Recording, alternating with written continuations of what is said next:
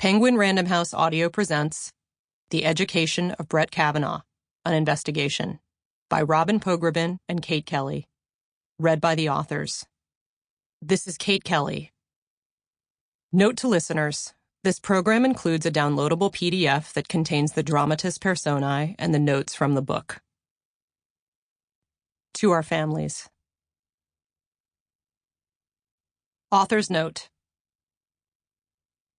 On September 28, 2018, after a wrenching Senate hearing in which a California professor accused the Supreme Court nominee Judge Brett M. Kavanaugh of sexually assaulting her as a teenager, the Federal Bureau of Investigation opened an inquiry into the matter. 10 people were interviewed. Kavanaugh and his accuser, Christine Blasey Ford, were not among them. 6 days later, members of the Senate Judiciary Committee gathered in a secure facility to review the FBI's report on the allegations. It was inconclusive. Armed with 2 deeply conflicting accounts and little else but contextual details, the committee voted to confirm Kavanaugh to the High Court on October 6th. Later that day, he took the oath of office. During that same period, dozens of people from Kavanaugh's past clamored to be heard. The FBI, Senate offices, and newsrooms had been overwhelmed with messages from friends, former classmates, and acquaintances of the judge, offering a range of perspectives on his life and work. Some had known Kavanaugh as a youth. Others knew him at different points in his career. The vast majority were never able to reach the FBI to have their input considered. With so many loose ends dangling, much of the country had a sense of unfinished business, and so did we. Thanks to unexpected news tips and our shared backgrounds with the judge, we had been pulled off our regular beats at the New York Times, Robin Culture, and myself, Business, to join the team covering Kavanaugh's confirmation. Robin was in Kavanaugh's class at Yale, just a few doors away from him in the freshman dorm. Like Kavanaugh, I grew up in the Washington, D.C. area and attended a girls' high school in the network of his high school, Georgetown Prep. After Kavanaugh was confirmed, we put away our notebooks and moved on to other stories.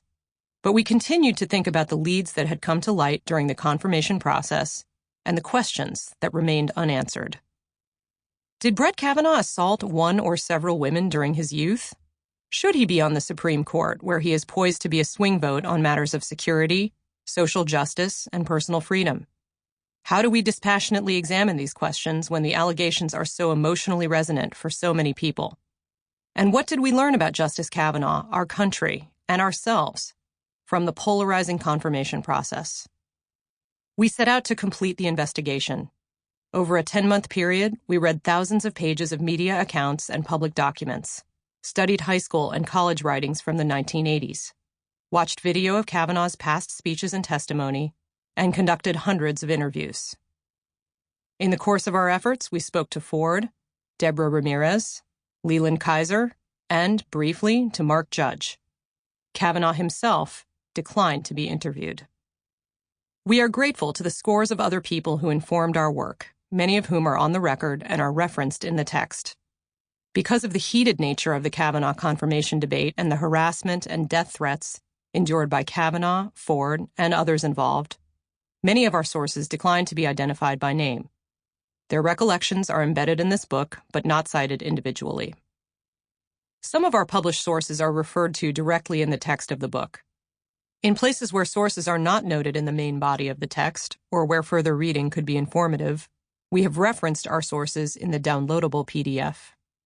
Information that is not explicitly noted in either place comes from source interviews or documents that are not publicly available and have been reviewed by the authors with the understanding that the source would not be named. For Kavanaugh, and for our country, the confirmation was an education in the political partisanship and cultural sensitivities of the current moment. 2 years after a polarizing presidential election, and 1 year into the galvanizing Me Too movement. It was also a cautionary tale of how past behavior can impact future prospects, a heightened reality in the age of social media, when so much is now recorded. We realize that our readers will evaluate the results of our investigation through their own perspectives. In the course of our reporting, we saw how easy it was for observers to project onto the confirmation process whatever they wanted to believe. Even without a fuller sense of the facts, many had already made up their minds. It is hard, maybe impossible, to set aside personal history or political orientation when considering the questions about Kavanaugh. If Kavanaugh mistreated Ford and Ramirez, but has conducted himself honorably in the past 36 years, does he deserve to be on the court? If there is not dispositive proof that Kavanaugh engaged in such misbehavior, were the accusations enough to eliminate him from consideration? Was his temperament during the last day of testimony in itself disqualifying? We leave those conclusions to our readers. No doubt they will be debated for many years to come. Prologue. Nostos. Homecoming. It was cold for October, with evening temperatures dropping into the 40s as alumni poured on to Georgetown Preparatory School's leafy campus in suburban Maryland for their 35th year high school reunion. It had been a tumultuous day for the country. A Florida man had been arrested for sending package bombs to more than a dozen prominent Democrats, including former President Barack Obama and former Secretary of State Hillary Clinton. Despite the serious threat, President Donald Trump was focused on the upcoming midterm congressional elections and wanted his party to do the same. The bomb stuff, as Trump put it in a tweet, risked slowing Republican momentum at a critical time. On the Georgetown Prep campus, hundreds of former students were gathering in the George Center, a large brick building adjacent to the football stadium where the school store and snack bar were located. Nicknamed Stag Night because significant others were not invited, the Friday evening cocktail gathering was the traditional start to reunion weekend. There would be welcome speeches from school officials, wisecracks about thickening waists and thinning hair, beer, and finger food. The next day, about 400 people would gather to watch the school's football team, the Hoyas, play the homecoming game against Episcopal High School, despite the chilly, wet afternoon. During the years when it was still part of Georgetown University, Prep had at some point dubbed its teams the Hoyas, which derived from the Latin cheer Hoya Saxa, translation, what rocks. After this particular homecoming game, during which the Hoyas trounced their Episcopal High rivals 24-6, classmates, spouses, and friends would toast over cocktails and trade stories at nearby Pinstripes, a bistro/bowling and bocce venue in North Bethesda. Brett Kavanaugh typically welcomed these rare opportunities to reconnect and reminisce with old friends. But this year, he had seriously considered opting out. 3 weeks had passed since his confirmation as the newest Associate Justice of the United States Supreme Court, about 6 since the devastating accusation that almost derailed it. So when he arrived on campus for his reunion, Kavanaugh was steeled for awkward interactions.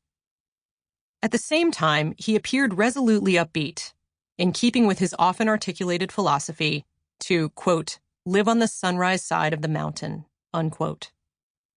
As a justice on America's highest court, Kavanaugh now had a security detail that followed him to public places, particularly since, during the confirmation process, his wife had been targeted by vicious emails and his family had received death threats. Many of Kavanaugh's fellow Georgetown Prep alumni had been supportive. Nearly 200 had signed a letter endorsing his Supreme Court candidacy when he was nominated. Some had even gone on TV to praise his character. But given the polarizing nature of the hearings, he knew that not everyone stood behind him. The reunion was likely to be particularly fraught because the Georgetown Prep campus had been central to the drama. The friendships Kavanaugh built at the all-boys high school, the sports he played, and the hallways where he bantered with classmates had all featured prominently in his very public interrogation. Here was the lawn outside Boland Hall, where on Monday mornings before first period, he and his friends recounted their weekend adventures. There was the football field, festooned with blue and gray Hoya signs, where he endured years of grueling drills and played cornerback and wide receiver. On the edge of the school's golf course, next to the dormitories, was the gilded chapel where he and his fellow students gathered for scheduled prayer during the week and before games on Saturdays. At Stag Night, Kavanaugh walked in and scanned the sea of suits, blazers, and khakis, taking in the steady thrum of conversation. He was noticed immediately. Those who hadn't known Kavanaugh as a student at Georgetown Prep recognized his face from the weeks of continual news coverage. Those who had followed him more closely noted that Kavanaugh was dressed in the same type of dark suit. Sample complete. Ready to continue?